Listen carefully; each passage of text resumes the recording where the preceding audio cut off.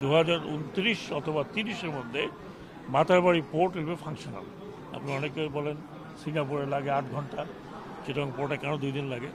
Deep sea port নিয়ে আমরা আমাদের ন্যাশনাল লেভেলে এটা নিয়ে কখনো আমরা চিন্তা করিনি।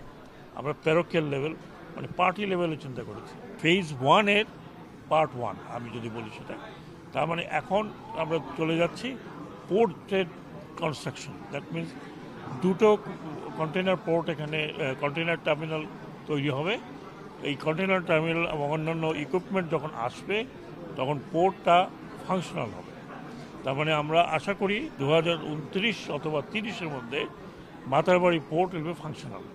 মানে এখানে আমাদের যে কার্যক্রম আছে সেটা যেটা আমরা বলি মাদারশিপ, বড় জাহাজগুলো ভিড়তে পারবে, যেখানে আপনার লাইটারেজের দরকার হবে না, যেটা এখন চিটাগং বন্দরের কারণে তৈরি হচ্ছে। আপনারা জানেন চিটাগং বন্দরের ওই বড় শিপ মাদারশিপ আসার মতো সেরকম আমাদের ডেপথ নেই।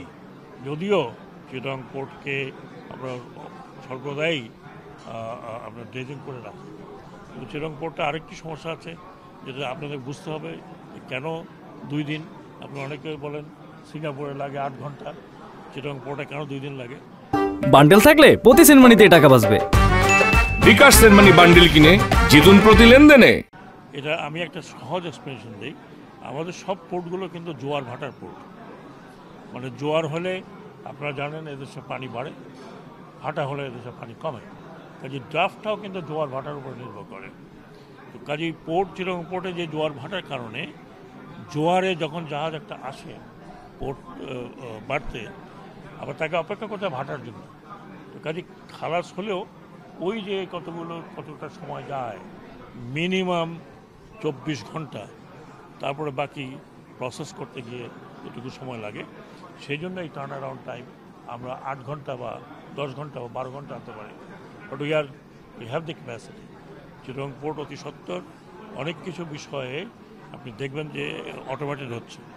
সবচেয়ে ভালো জিনিস হচ্ছে যে এটা বিশ্বের one of the best organisation করছে, দ্যাট ইজ জাইকা। এবং আমরা জানি জাপান আমাদের সে শুরুর থেকে বন্ধুপ্রতিম দেশ, এবং তাদের এদেশে প্রচুর ইনভেস্টমেন্ট আছে।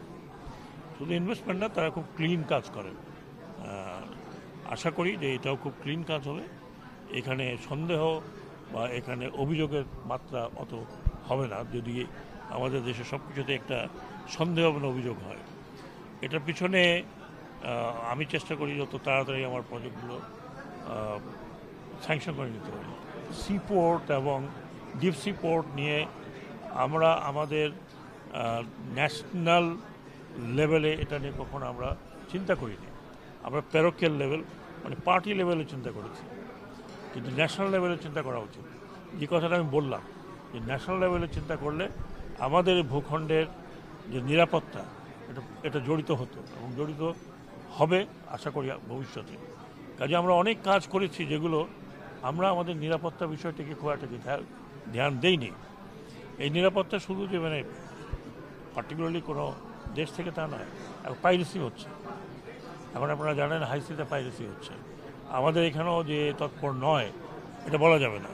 তো নিরাপত্তা যখন আমি বলি তখন সর্বাঙ্গীন, শুধু যে বৈদেশিক কেউ এসে হামলা করবে তা নয়, সর্বাঙ্গীন। আপনি স্যাবোটাইজ হতে পারে, আপনার পাইরেসি হতে পারে।